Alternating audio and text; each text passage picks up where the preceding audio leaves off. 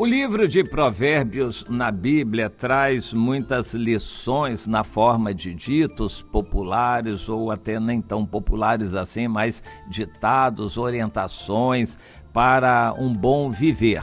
É uma expressão ou uma coletânea de ensinos que caracterizam a sabedoria, uma forma de viver vitoriosamente. Sabedoria é a ciência da vida, é o saber viver. Não se aprende sabedoria nas escolas, não se recebe por herança de nascimento. A sabedoria é desenvolvida na nossa caminhada. E o princípio de tudo é o temor a Deus, a verdade, respeito aos pais. Enfim, esta atitude é necessária para que você acumule sabedoria. Mas essa atitude também já é uma forma de sabedoria. Você ter temor a Deus, à verdade, aos pais, respeito aos mais velhos, enfim, àqueles que Deus constituiu como autoridades. Tudo isso é prova e demonstração de sabedoria. Mas a sabedoria se manifesta, se aplica em todas as áreas da nossa vida e quer se manifestar também em tudo o que fazemos. Eu fico a observar, uma pessoa quando faz comida, ela descasca, a gente observa. Tem gente que descasca, fica uma casca grossa, ela perde muito, ela não tem paciência de descascar direitinho, aí corta logo aqueles pedaços grandes com casca, ela perde muito, desperdiça. Não é uma pessoa sábia. A outra é relaxada e deixa um bocado de casca ali também, ou não examina se aquele produto ali está com algum estragado, seja tomate, chuchu, batata, cenoura, o que ela cortar, a pessoa faz depressa aquilo de qualquer jeito. A gente já observa a falta de sabedoria ali. Quando a mulher na cozinha joga tudo dentro da pia, e prato, panela, garfo, casca disso, lixo, ela entope a pia, a gente já observa que ela não tem muita sabedoria. Quando a gente tem sabedoria, a gente trabalha bem, cada coisa no seu lugar. Um pedreiro, quando vai fazer um serviço, ele quebra a parede, mistura material novo com velho e entulho, ferramenta fica ali no meio do entulho, largada de qualquer jeito. A gente vê que ele não tem sabedoria. E assim por diante, em tudo a gente vai verificar que existe a possibilidade sempre de fazer melhor.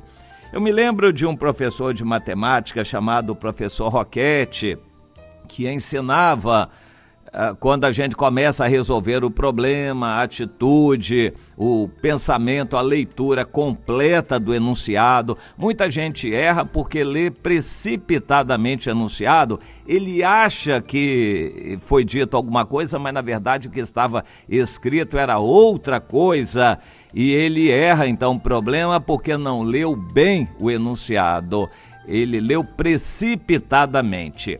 Quando a gente ouve também uma pessoa falar, a gente já rebate, discute, critica sem ter ouvido direito. Ouvir bem é necessário para entender qual é a situação, qual é o problema. E assim, quando a gente vai resolver um problema, tem que entender bem o enunciado, colocar os dados que a gente tem, as fórmulas que a gente sabe que são aplicáveis, depois num raciocínio assim mais claro, vai colocando as coisas ali e vai entendendo a sequência. A pessoa que não tem muita sabedoria rabisca tudo, bota número para lá, número para cá, fórmula para aqui, para lá. Daqui a pouco ela se perde no emaranhado daquilo que ela mesma rabiscou ali e ela não consegue enxergar a solução direito daquilo ali. É uma pessoa que não foi muito sábia. Eu costumo dizer para meus filhos, quando erram em alguma coisa, isso é problema de caligrafia.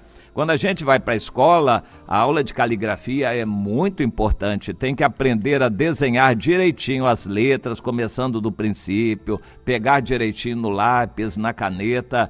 É necessário começar do princípio, caligrafia, ou seja, é uma questão de sequência lógica das coisas. A sabedoria nos ensina a começar do começo, mas há pessoas que não sabem onde é o começo, e isso é um problema para a vida. A pessoa entra numa discussão, a pessoa quer resolver um problema sem saber qual é o começo.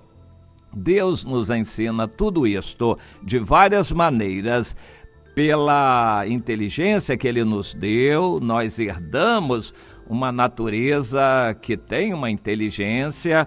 Deus coloca em nós a memória para podermos lembrar de assuntos vários. Deus nos condiciona através dos pais e da família para uma educação. A educação é muito importante, é um condicionamento para a vida, para nos orientar em como resolver os problemas e fazer as coisas na vida.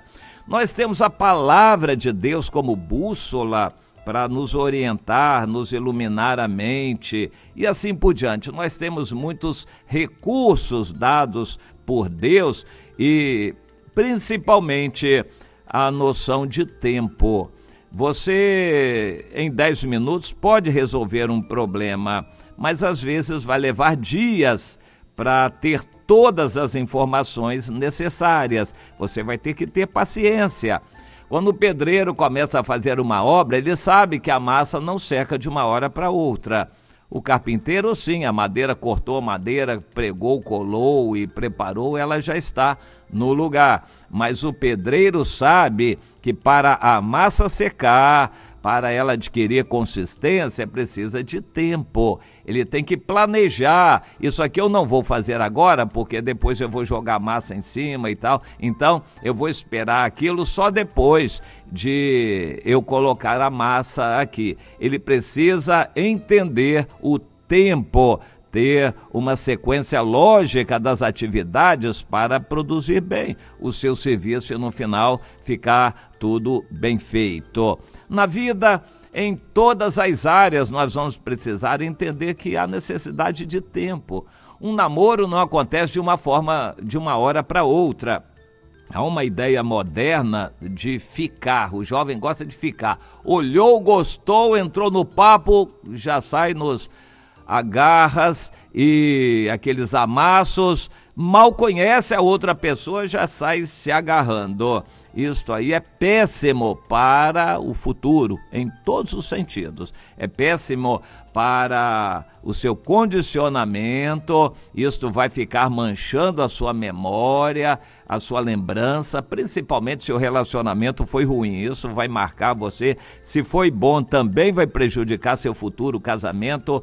Enfim, há necessidade de tempo. O namoro tem que ser devagar para conhecer primeiro a pessoa.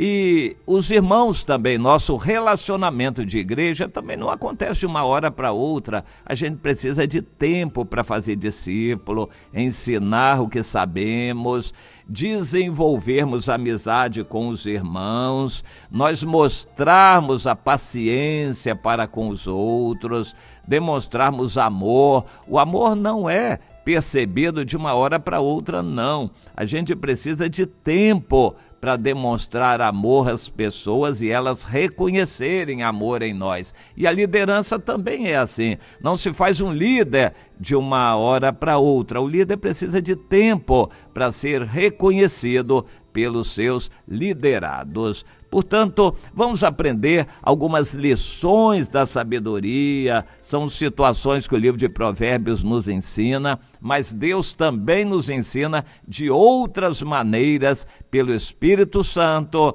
pelo testemunho de outras pessoas, pela orientação de líderes que cada um deve ter, um seu pastor pessoal, um líder a quem vai tirar dúvidas, buscar orientação, sua mãe espiritual, cada um deve ter. Tudo isso nos ajuda a desenvolvermos a sabedoria que é a ciência da vida. Afinal de contas, você tem sabedoria? você pelo menos tem a humildade de reconhecer que precisa pedir sabedoria a Deus. Pense nisto, meu irmão, minha irmã.